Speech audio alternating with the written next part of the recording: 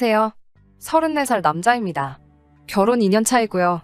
사연을 보통 여자분들께서 보내주시는데 제가 적어도 되는지 모르겠지만 정말 답답하고 어디 털어놓고 싶은 마음에 이렇게 용기 내서 사연 보내봅니다. 저는 평범한 집안의 둘째로 태어났고 위로는 누나가 한 명 있습니다. 본가는 지방이고 현재 저는 가족들과 떨어져 서울에 혼자 자리 잡아 생활하고 있습니다. 막연하게 서울 생활의 꿈도 있었고 지방에서 사는 게 너무 싫었습니다. 그래서 재수를 했지만 엄청 노력해서 서울에 있는 유명 대학에 진학하게 되었고 그때부터 저의 서울 라이프가 시작되었습니다.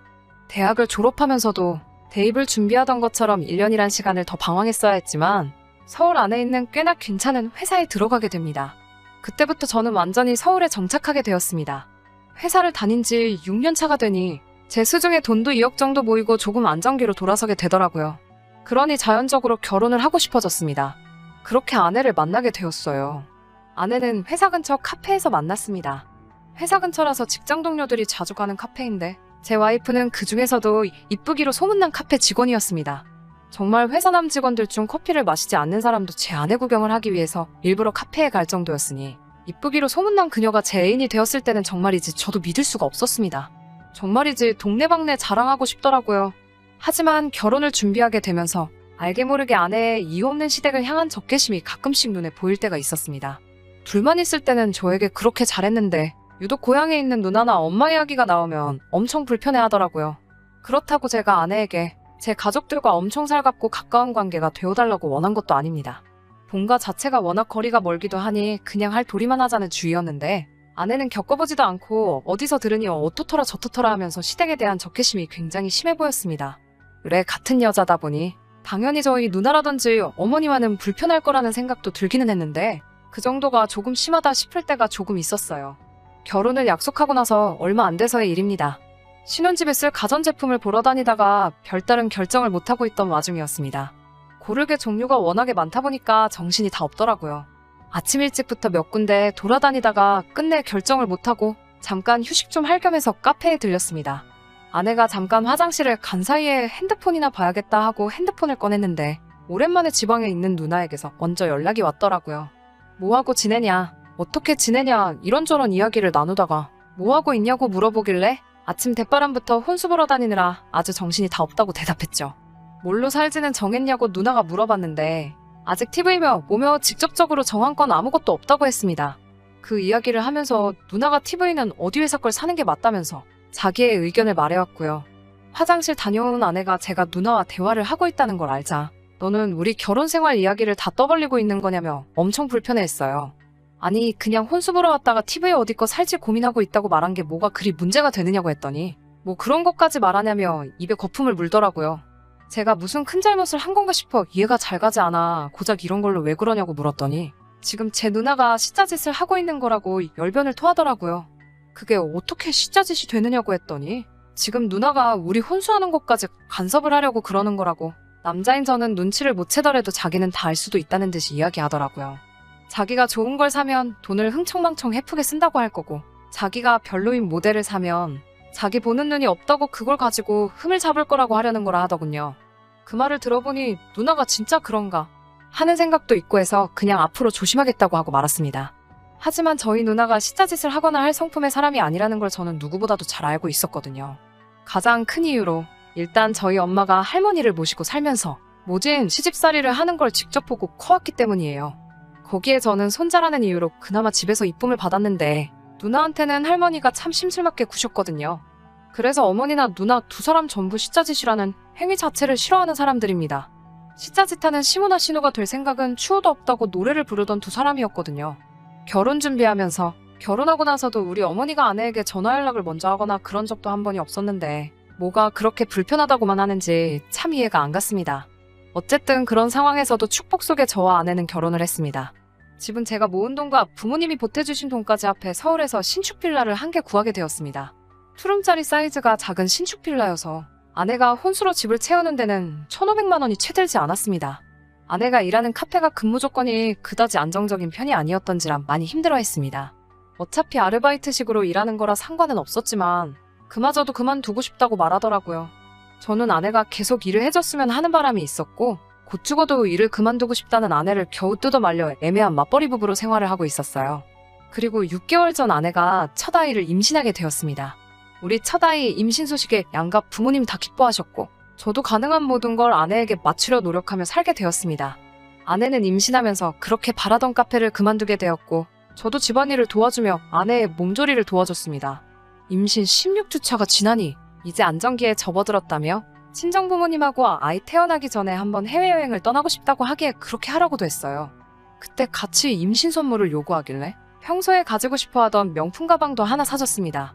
가방에 여행비까지 돈이 그 자리에서 1,500만 원이 넘게 들어갔습니다. 재벌이면 저 정도는 감당할 수 있다고 그동안 제가 악착같이 저축해온 것도 있고 못 쓰게 한 것도 있으니 큰맘 먹고 아내가 원하는 대로 해줬습니다. 이제 제가 친정에 하는 만큼 아내도 시댁에도 마음을 열어줬으면 했는데 이런 제 마음은 전혀 통하지가 않았습니다.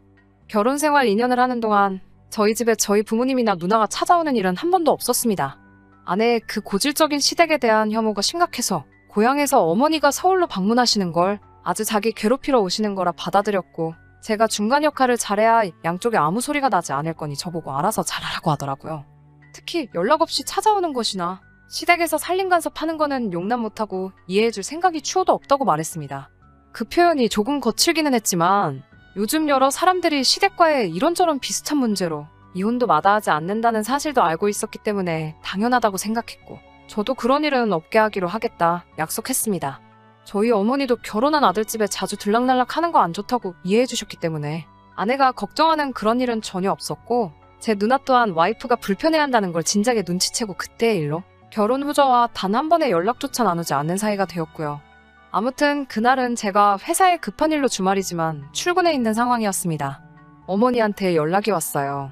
임신한 제 아내 생각에 새벽바람부터 곰탕을 한 소프 고아놓으셨다고 하시면서 오늘 곧바로 전해주러 오시겠다고 하시더라고요. 제가 집에 있는 상황이었다면 그냥 제가 받기만 하면 되는 것인데 그러질 못하니 아내가 엄청 질색을 할 게 눈에 선해서 조금 당황스러웠습니다. 어머니도 마침 다른 날은 시간이 안 된다고 하셨어요.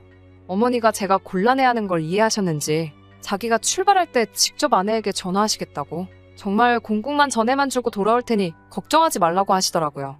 제가 미리 아내에게 연락을 한다고 하니 그건 한사코 말리셨어요. 제가 연락하는 순간 아내 입장에서 저녁 식사도 같이 해야 하나 하면서 어머니를 그냥 보내는 것도 엄청 스트레스를 받을 거라고 그냥 가져온 거 전해주기만 하면 되니 도착해서 문 앞에서 전화하고 건네만 주고 돌아오실 생각이라고 하셨어요.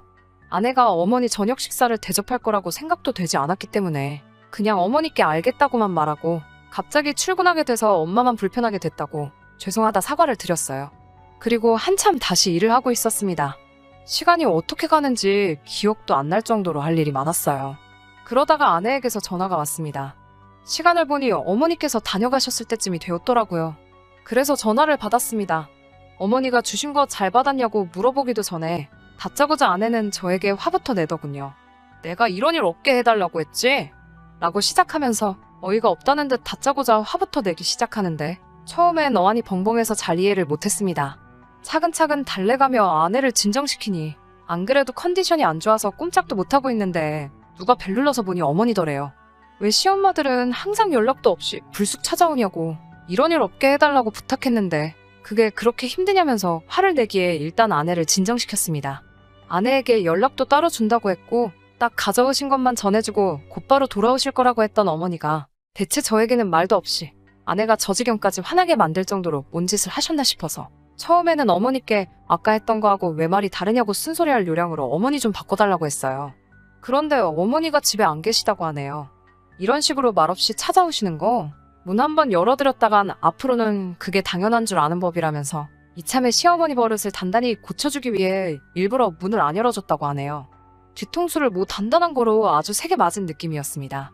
신혼집들이 이후로 며느리가 싫어한다고 별다른 연락 한번 먼저 하신 적 없었고 괜히 불편할까봐 집에 한번 찾아오신 적 없는 시어머니가 임신한 며느리 걱정돼서 밤새 곰탕 국물 우려내서 왕복 8시간 거리를 혼자서 찾아오셨는데 며느리가 한다는 말이 고작 시어머니 버릇을 이참에 고쳐넣어야 된다고요? 그 말에 저도 순간 이성을 잃고 아무리 예고 없이 찾아오셨어도 그렇지 이 엄동설안에 시외버스로 몇 시간이 걸리는 거리를 오셨는데 그게 기분이 나쁘다고 지금 제 어머니를 지금 문전박대한 거냐고? 너 지금 제정신으로 씨부리는 거냐고 한마디 했어요. 아내는 제가 화를 내고 있으니 불리하다고 생각했는지 아이 때문에 몸이 피곤하다는 핑계로 전화를 끊어버렸어요. 곧바로 아차 싶어 어머니께 전화를 드렸는데 아버지가 전화를 받으시더군요. 요즘 어머니가 자꾸 깜빡깜빡해서 전화기를 두고 나가셨다고. 네 엄마는 아직 안 만났냐고 걱정이 된다고 하시더라고요. 무슨 상황인지 대본에 이해가 가더군요. 전화기를 두고 가신 어머니가 출발하실 때 아내한테 전화를 당연히 하실 수 없었던 거죠. 그래도 어떻게 집까지 찾아온 어머니를 두고 아내는 자초지종도 묻지 않고 문전박대를 해버리고 말았던 거고요. 어머니를 생각하니 마음이 아프고 아내를 생각하니 정말 화가 치밀어 오르더라고요. 그러다가 회사 인포에서 가족분이 방문하셨다는 연락이 와서 후다닥 뛰어내려갔습니다. 가보니 어머니가 보자기 꾸러미에 바리바리 싸운 침을 양쪽에 드시고 서 계시더군요. 회사 이름이 기억나서 겨우 찾아왔다고 하시는데 화 한 번 내지 않고 오히려 제 눈치를 보고 계신 모습을 보니까 눈물이 다 날 뻔했습니다. 왜 그러니까 연락도 없이 와서 고생을 하시냐고 소리를 질렀어요. 어머니가 미안하다고 출발하면서 전화한다는 것도 까먹고 전화기까지 두고 왔다고 늙으면 죽어야지 하면서 멋쩍게 웃으시더라고요. 밤새 얼마나 끓이신 건지 젤리처럼 되어있는 공국을 먹기 편하라고 따로 1인분씩 소분해서 따로 싸서 가져오시고 묵직한 유리 반찬통에는 몇 종류나 되는 반찬들을 챙겨 먹으라고 김치며 젓갈이며 이것저것 아내가 좋아할 만한 건 전부 다 싸우셨더라고요. 보자기를 제가 받아들기만 했는데도 무거웠는데 나이 드신 노모 혼자서 이걸 들고 본가에서부터 터미널, 서울 신혼집에 제 회사까지 여행을 하셨을 생각을 하니 마음이 다 아팠습니다. 그냥 가신다는 거 택시비 들여서 터미널까지라도 택시로 모셔드렸습니다. 밀린 일 정신없이 처리하고 이건 제대로 짚고 넘어가야겠다는 생각이 들어 아내와는 한바탕 할 생각으로 상태로 집으로 돌아갔어요. 아내는 아내대로 저한테 화를 낼 준비를 하고 있더라고요. 제가 어머니가 가져온 걸 양손 가득 들고 온 모습을 보니 경비실에서 주더냐고 하면서 이게 무슨 경우냐고 저에게 화를 냈어요. 아내가 화를 내면서 몰라도 되는 이야기를 더 알게 되었습니다. 어머니가 찾아왔을 때 아내가 아예 집에 없는 척을 했다가 어머니가 어쩔 수가 없으니 경비실에 찾아갔는가 봅니다. 경비 아저씨한테 인터폰이 왔는데 어머니가 거기다가 짐을 두고 가셨다고. 그런데 전부 음식들이라 상할 것 같아서 미리 가져가셨으면 좋겠다 싶어 연락을 줬다고 하더군요. 아내는 그냥 거기다 두던지 갖다 버리던지 아저씨들 드시던지 맘대로 하시라고 대답을 했는가 봐요. 그런데 어머니가 그 음식들을 고스란히 저희 회사로 가져오신 걸 보니 아무래도 그 경비 아저씨와 인터폰을 주고받는 와중에 옆에 같이 계셨던 것 같습니다. 아내에게는 불같이 화를 냈어요. 자꾸 숫자짓을 한다고 하는데 우리 엄마나 누나가 너한테 뭐 못 살게 군 적이 한 번이라도 있느냐고요. 오늘같이 연락도 없이 집에 찾아오는 게 숫자짓이지 않느냐고 따지는 말에도 제가 왜 그런 건지 어머니가 전화기를 두고 가셔서 연락을 할 수 없었다는 전후 사정을 말해도 그건 변명에 불과하다는 투로 대답을 하더라고요. 결과적으로 어머니는 연락 없이 찾아온 게 맞지 않느냐고 하는 말에는 대답을 할 수 없었지만 아내의 그 뻔뻔한 태도가 너무나도 화가 났습니다. 임신 중 예민한 상황인 것도 이해하고 시어머니나 신호가 어렵고 불편할 거라는 것도 다 이해를 했습니다. 무엇 하나 제가 먼저 이래라 저래라 하고 요구한 적 또한 없었습니다. 심지어 신우를 불편해하는 모습 때문에 결혼 후 단 한 번도 연락조차 하고 지낸 적이 없습니다. 다만 오늘 같은 날 아내가 최소한의 사람돌이를 했다면 아무리 말없이 방문하셨더라도 날 추운데 집 안으로 잠깐 모시고 따뜻한 차 한 잔이라도 대접해드렸다면 적어도 엄동설 안에 저희 어머니가 전화기도 없는 상황에서 그 무거운 짐을 들고 터미널과 저희 집, 제 회사를 왔다 갔다 하실 필요도 없었을 테고 그랬다는 생각을 하니 아무리 생각해도 아내를 용서할 수가 없네요. 장인 장모님 외식 몇 번 시켜드릴 동안 우리 부모님한테 즉석밥 한 그릇이라도 선물해 드린 적도 없습니다. 지금 생각하니 아내를 위해서 그랬다는 말은 저의 만족을 위한 말이었고 제가 불효자고 아주 못난 놈입니다. 이미 아내의 배는 불러오고 있고 곧 있으면 출산일이 임박해오는데 저는 더 이상 아내와 미래를 준비하고 싶지 않습니다. 저도 모르게 이혼하자는 말을 해버렸어요. 현재 아내는 친정으로 짐 싸들고 간 상태입니다. 누나는 오랜만에 연락이 와서 자초지종을 다 들었는지 그냥 이참에 갈라서라고 하네요. 어머니는 괜히 자기 때문에 제가 이혼하게 생겼다고 미안하다고만 하시고 있어요. 너무 갑갑한 마음에 저와 비슷한 상황이 또 있나 찾아보다가 이런 채널을 알게 돼서 마음도 한번 정리해볼 겸 해서 제 사연 적어서 보내봅니다.